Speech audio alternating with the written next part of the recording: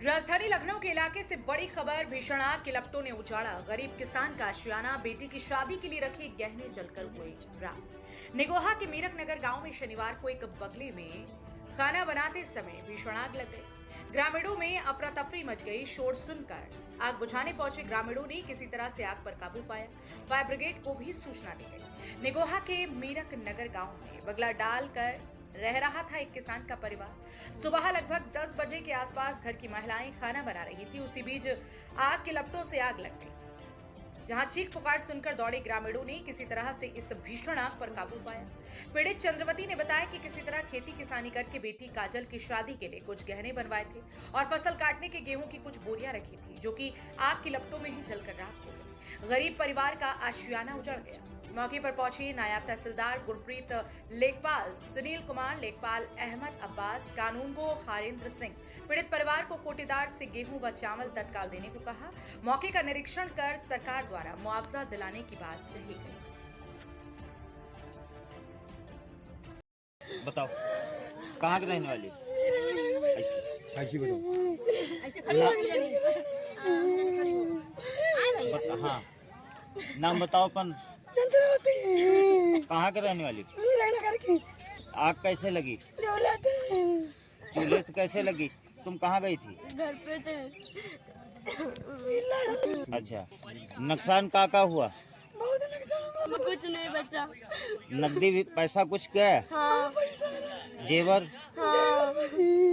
अनाज में क्या क्या गया? अनाज भैया सारा धान गेहूँ। बच्चे आज जो विशाल आगजनी की घटना हुई है, ये आपके क्या बहन के वहाँ हुई है? हाँ, हमारे बहन के यहाँ। तो ये यहीं रहती थी प्रॉपर? हाँ, पापा यहीं पे रहते। इनका सहयोग आपके द्वारा होता था? हाँ, सहयोग जो कुछ हो, हम 3 भाई हैं, तीनों भाई में जो कुछ होता है वो करते हैं। आगजनी की मामला हुआ तो ये क्या लगता है, खाना बनाते समय आगजनी? देखिए साहब, लड़की हमारे घर गई जी। और घर जाए के तुरंत वापस आई है। यहाँ पे पीछे से हम आए हैं तो यहाँ पे भर बढ़ रहा है। ये बंगले में कितने सालों से रह रही थी? बंगले में 3-4 साल से रह रही है। ये बंगला बनाकर ही ऐसे रह रही हाँ, थी? ऐसे है रह रही है। अच्छा, इसके लिए कभी प्रयास नहीं ग्राम प्रधान द्वारा किया गया कि इनका जो है एक आवास मिल सके? नहीं, अभी कुछ नहीं हुआ है। तो ये बंगले में ही रह रही थी? हाँ, बंगले में रह रही है। फायर ब्रिगेड को सूचना दी गई थी? अब साहब दिनहीन हुई है तो यही दिनहीन हुई है, हम नहीं। फायर ब्रिगेड आई नहीं? हाँ। ये लगभग कितने बजे की घटना है?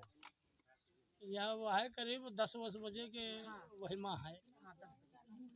आकलन क्या लगता है कि कितना नुकसान हुआ होगा? लाख, 2 लाख, 3 लाख? क्या शादी की व्यवस्थाएं घर पे हो रही थी? हाँ, व्यवस्थाएं पूरी थी शादी करने की? हाँ। तो ऐसे में देखा जा सकता है कि जेवर और बहुत सारी चीजें जो जलकर राख हो गई।